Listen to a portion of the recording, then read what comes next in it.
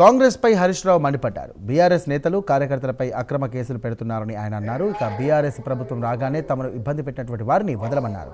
ఇక వారిని విద్యపెట్టమంటూ కూడా హరీష్ రావు హాట్ కామెంట్స్ చేశారు.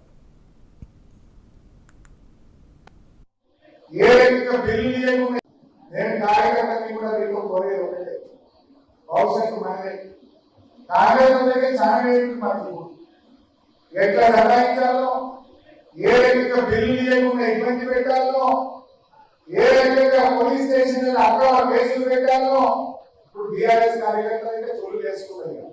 భూకంపంగా ఊపుకుంటట్లేదు, ఏ భూకంపంగా ఊపుకుంటట్లేదు.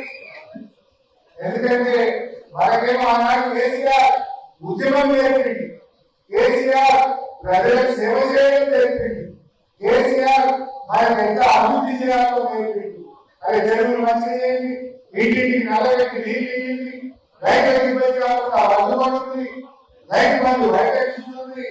ఇది మనకి కేసీఆర్ నేర్పింది. కానీ కాంగ్రెస్ ఏం నేర్పుతుంది?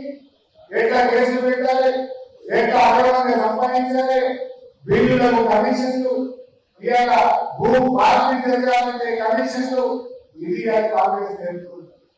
ఇలా అధికారులు కానీ ఆ కాంగ్రెస్ నాయకులు ఒక జాగ్రత్త గుర్తుపెట్టుకోండి. రేపు బీఆర్ఎస్ వచ్చినాక ఏ అధికారులు అయితే మా కార్యకర్తలు అక్రమ కేసులు పెట్టిందో, ఏ కార్యకర్తలు అయితే ఏ అధికారులు వేధించిందో వాళ్ళని అందరూ వదిలిపెట్టే ప్రశ్నే. ఇలా మా పెద్ద రాజేష్ అన్యాయంగా ఆ తమ్ముడిని పొట్టలు పెట్టుకుని కాంగ్రెస్ ప్రభుత్వం రేపు ఇచ్చిపెడతామా? రాజేష్ మృతికి బాధ్యులైన వాడు ఏ ఒక్కరైనా అనుకున్నారని వాళ్ళు వచ్చి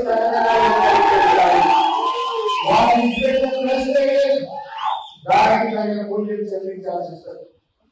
దానికి కట్టబడేది సగం పీరియడ్ అయిపోయింది.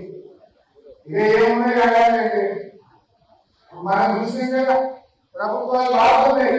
బెంగాల్లో మారింది, కేరళలో మారింది, తమిళనాడులో మారింది, రేపు తెలంగాణలో కూడా మార్పు మొదలైంది. ఖచ్చితంగా మార్పు వస్తుంది.